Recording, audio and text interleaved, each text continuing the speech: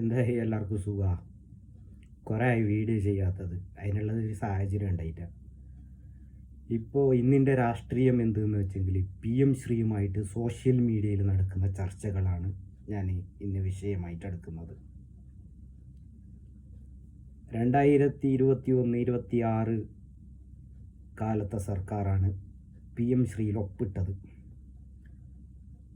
സഖാവ് പിണറായി വിജയന് മുഖ്യമന്ത്രിയായ സമയത്തുള്ള സർക്കാരാണ് ഒപ്പിട്ടത്.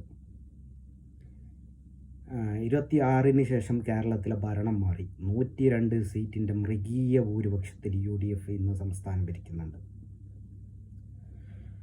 അപ്പോൾ 2021-26 കാലത്തുള്ള സർക്കാർ ഈ PM ശ്രീയിൽ ഒപ്പിട്ടിട്ടാകുമ്പോൾ CPI എന്ന് പറയുന്ന ഇടതുപക്ഷ പാർട്ടി CPI അവർ ശക്തമായി PM ശ്രീയിൽ BJPൻ്റെ അജണ്ട ഒളിച്ചിരിപ്പുണ്ട്, അത് നടപ്പിലാക്കാൻ പാടില്ല എന്ന് പറഞ്ഞിട്ട് സമരം ചെയ്യുകയും ഒരു വേള മന്ത്രിസഭ യോഗത്തുനിന്ന് വരെ വിട്ടുനിൽക്കുമെന്നുള്ള ഒരു കാര്യം വരുമ്പോഴാണ് പിണറായി വിജയൻ ഈ PM ശ്രീയിൽ നിന്ന് പിന്മാറാനെന്ന് വെച്ചെങ്കിൽ അതിന് പിന്മാറിയെന്നല്ല, അത് വേണ്ട ഇപ്പം നടപ്പിലാക്കണ്ട എന്നുള്ള ഒരു തീരുമാനമെടുക്കാനുണ്ടായ കാരണം CPIൻ്റെ കർശനമായ പ്രതിരോധം അതുകൊണ്ട് മാത്രമാണ്. അപ്പോൾ എതിർത്തത് ഒന്ന് CPI ഈ PM ശ്രീക്ക് അന്നും ഇന്നും എതിരാണ്. അവരെ നമ്മൾ അംഗീകരിക്കണേ വേണം. പിന്നെ സമരം ചെയ്തത് MSF, SFI ഇല്ല, SFI സമരം ചെയ്തിട്ടുണ്ടാവും, ഞാൻ പറയാം എന്തിനാന്ന്. MSF, ASFI, പിന്നെ യൂത്ത് കോൺഗ്രസ്, ഇങ്ങനെയുള്ള വിദ്യാർത്ഥി സംഘടനകളൊക്കെയാണ് പിന്നെ സമരം ചെയ്തത് ഈ PM ശ്രീയിൽ അന്നത്തെ സർക്കാർ ഒപ്പിട്ടതിന്. 2026-ന് ശേഷം സർക്കാർ മാറി VD സതീശൻ്റെ സർക്കാർ അധികാരത്തിൽ വന്ന് ഏതാണ്ട് ഇപ്പോൾ ഒരു മാസം കഴിഞ്ഞ് ആയിക്കൊണ്ട് വരുന്നുണ്ട്, അല്ല ആയി.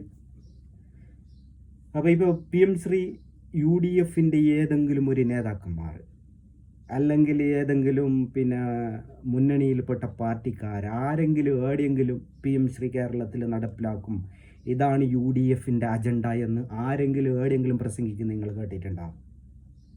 ആരെങ്കിലും കേട്ടതുണ്ടെങ്കിൽ ഒന്ന് നമുക്ക് ഈ വീഡിയോൻ്റെതായ ഈ കമൻ്റായിട്ട് ആ വീഡിയോ ഇടാം.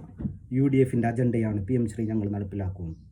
ഇതിനെതിരെ സമരം ചെയ്തവരാണ് UDFൻ്റെ നേതാക്കന്മാരും പിന്നെ പ്രവർത്തകരൊക്കെ. എന്നിട്ട് ഇപ്പോൾ സോഷ്യൽ മീഡിയയിൽ നടക്കുന്നത് എന്ത്? PM ശ്രീനെ നടപ്പിലാക്കുന്നു. ആര് നടപ്പിലാക്കുന്നത്?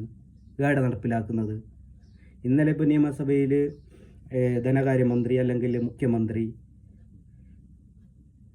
എന്താ പറഞ്ഞത്? ഇത് നടപ്പിലാക്കുന്ന അതിൽ ചില കാര്യങ്ങളുണ്ട്, അത് വേണമെങ്കിൽ ചർച്ച ചെയ്തിട്ട് പരിഹരിക്കാൻ പറ്റുന്നതാണെങ്കിൽ നോക്കാം. BJPൻ്റെ അജണ്ടയായ ചില കാര്യങ്ങൾ അത് മാറ്റി നിർത്തി ഫണ്ട് കിട്ടുന്നുണ്ടെങ്കിൽ ഫണ്ട് കിട്ടട്ടല്ലോ, നമുക്കെന്ത് അതിലുള്ള അജണ്ട നടപ്പിലാക്കാൻ പാടില്ല എന്നുള്ളതല്ലേ. പക്ഷെ അവ നടപ്പിലാക്കൂല. ഇവിടെ PM ശ്രീ നടപ്പിലാക്കും എന്ന് എനിക്ക് തോന്നുന്നില്ല. പിന്നെ ഇപ്പോൾ SFI ഒരു സമരം ചെയ്തിട്ടുണ്ട്. എന്തിനറിയോ? ഇതേ ഒരു പദ്ധതി കാർഷിക സർവകലാശാലയിൽ നടപ്പിലാക്കി എന്ന് പറഞ്ഞിട്ട് അന്ന് AFI ഇത് PM ശ്രീക്കെതിരെ സമരം ചെയ്യുമ്പോൾ SFI ആൾക്കാരാണ് സമരം ചെയ്തത്. കാർഷിക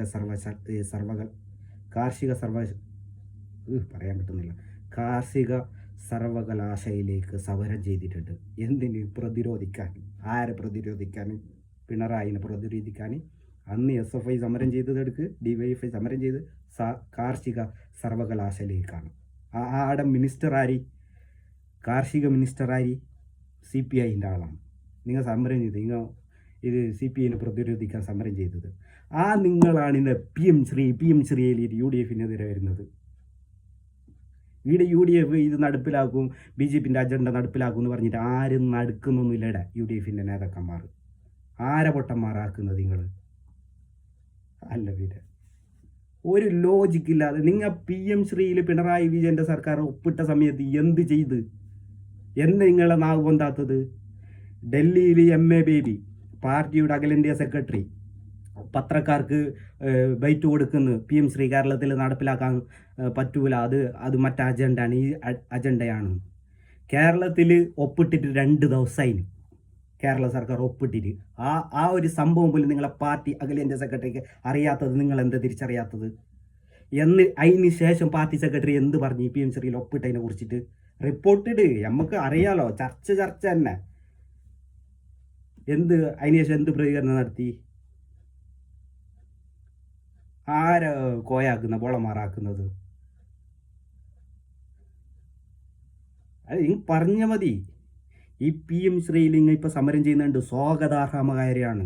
നിങ്ങൾ സമരം ചെയ്യണം. അന്ന് എന്തുകൊണ്ട് സമരം ചെയ്തിട്ട് ആരെ നിങ്ങൾക്ക് പേടി? ഈ സാധനം ഉണ്ടല്ലോ ബാക്കിൽ നട്ടല്ലെന്ന് പറയുന്നത്, ആടെ ബായപിണ്ടിയായ പോരാ. തെറ്റെങ്കിൽ അത് തെറ്റ്. അന്നും ഇന്നും എന്നും ഒരേ നിലപാടെടുക്കണോ? നിലപാടിന് മാറ്റം വരാൻ പാടില്ല. ഈ നട്ടലിൻ്റെ അടുത്ത് ബായപിണ്ടി ഉണ്ടെങ്കിലാണ് അങ്ങനെ പേടി വരുന്നത്. എന്തുകൊണ്ട് അന്ന് പ്രതികരിച്ചില്ല? ആരെ പേടിക്കുന്നത്? ഇപ്പം 35 ചുരുങ്ങിയിട്ടാകുമ്പോൾ നിങ്ങളെ ധൈര്യം വന്നത്. കാരണം ഒന്നല്ല എന്നുള്ള ഒരു തോന്നൽ നിങ്ങൾക്ക് വന്ന് ആ പേടിയുള്ള ആളെ അല്ല. ഇന്നൊന്നുമല്ല എന്ന് തോന്നി. ജനം നിങ്ങൾക്ക് എതിരായത് എന്തിന്? രണ്ട് കാര്യം. ഒന്ന് പി എം ശ്രീ, മറ്റൊന്ന് വെള്ളാപ്പള്ളിയുമായി ബന്ധപ്പെട്ട്. അതാരും ചർച്ച ഒന്നും ചെയ്യുന്നില്ല. വെള്ളാപ്പള്ളിയുമായി ബന്ധപ്പെട്ടിട്ടാണ് നിങ്ങൾ ഈ 35 ചുരുങ്ങിയത്. ഇന്ന് വരെ വെള്ളാപ്പള്ളിനെ കുറിച്ചിട്ട് എന്തെങ്കിലും അന്നത്തെ മുഖ്യമന്ത്രി പറഞ്ഞ? ഇപ്പൊ ഇന്ന് വരെ ഈ തോറ്റിട്ട് പണ്ടാരടിഞ്ഞിട്ട് 35 ചുരുങ്ങിയിട്ട് പോകും. അന്നാകുന്നതും വന്നാ ഞാൻ പറഞ്ഞത് ശരി, ഞാൻ വേറെ ആരുമില്ല, LDF അല്ലാതെ മറ്റാരുണ്ട്? എന്ത് ചോദ്യം? ജനം കഴുതല്ലാന്ന്, വിഡ്ഡിയോ അല്ല. പിന്നെ മറ്റേ റിപ്പോർട്ടർ ചാനൽ ന്യായീകരിച്ച് സ്വർണ്ണക്കൊള്ള എങ്ങനെ ന്യായീകരിച്ച് മറ്റേ ജി സുധാകരനായിട്ട് ജി സുധാകരന് പാർട്ടി ചിഹ്നത്തിനെതിരെ മത്സരിക്കില്ല എന്ന് റിപ്പോർട്ടർ ചാനൽ അരുൺകുമാർ പറയുന്നത് ഞാൻ കേട്ടിന്. മീറ്റ് എന്ന പ്രോഗ്രാമിൽ പാർട്ടി ചിഹ്നത്തിനെതിരെ അയാൾ ആർക്കെതിരെ മത്സരിച്ചിട്ട് ജയിച്ചിട്ട് വന്നത്? 20,000 വോട്ടിൻ്റെ ഭൂരിപക്ഷത്തിൽ. ഏത് ചിഹ്നത്തിനെതിരെ മത്സരിച്ചിരുന്നത്? കൈപ്പത്തി ചിഹ്നത്തിനെതിരെയാ. ഇന്ന് പറയുന്നു പി എം ശ്രീന്ന് UDF അങ്ങനെ ഇങ്ങനെ. അരുൺകുമാർ ഇത് നടപ്പിലാക്കുന്നുള്ള ഒരു കാര്യം ഏടെ UDFിൻ്റെ നേതാക്കന്മാർ പറഞ്ഞ്, മന്ത്രിസഭയിലെ അംഗങ്ങൾ പറഞ്ഞ്. വെറുതെ ഇല്ലാത്തത് ഉണ്ടാക്കിയിട്ട് എന്തോ UDF നടപ്പിലാക്കാൻ പോലെ ഇപ്പോൾ മതിയല്ലോ.